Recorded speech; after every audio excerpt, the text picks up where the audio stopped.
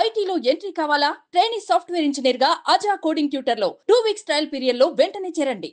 పవిత్రమైన తిరుమల శ్రీవారిని దర్శించుకునేందుకు దేశం నలుమూలల నుంచి అనేక మంది భక్తులు తరలివస్తుంటారు.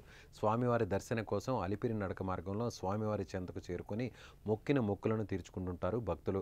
అయితే ఈ అలిపిరి నడక మార్గంలో కొందరు రీల్స్ పిచ్చి భక్తులను ఇబ్బంది పెడుతున్నాయి. అయితే ఈ మధ్య కొందరు పోకిరీలు రీల్స్ చేసి హల్చల్ చేసిన ఘటనలు అనేకం చూసాం. అయితే తాజాగా ఓ సెలబ్రిటీ చేసిన పిచ్చి ప్రాంక్పై టీటీడీ సీరియస్గా ఉంది.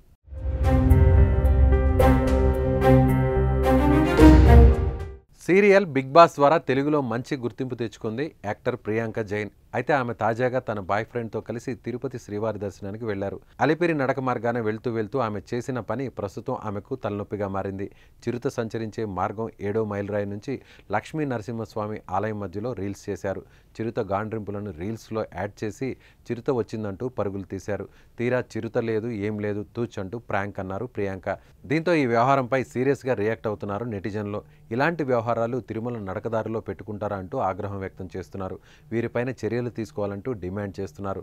తమిళనాడుకు చెందిన భక్తులు గతంలో ఇదే విధంగా క్యూ లైన్లో ప్రాంక్ చేయడంతో వారిపైన పోలీసులు కేసు నమోదు చేశారు. వీరిపై కూడా టీటీడీ స్ట్రిక్ట్గా యాక్షన్ తీసుకోవాలంటున్నారు భక్తులు.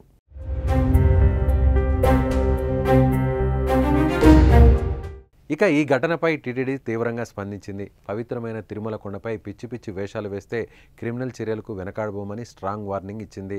గతంలో దువ్వాడ, అంబటి కూడా రీల్స్ చేశారని బోర్డు సభ్యుడు భానుప్రకాష్ రెడ్డి గుర్తు చేశారు. ప్రియాంకపై ఇవాళ కేసు పెడతామని చెప్పారు. వ్యూస్ కోసం భక్తుల మనోభావాలతో ఆడుకుంటారా అని తీవ్రస్థాయిలో ధ్వజమెత్తారు. గతంలో చిరుత దాడిలో ఓ చిన్నారి చనిపోయిన విషయాన్ని మర్చిపోయి ఇప్పుడు చిరుత దాడి అంటూ ప్రాంక్ వీడియో చేస్తారా అని ఆగ్రహం వ్యక్తం చేస్తున్నారు.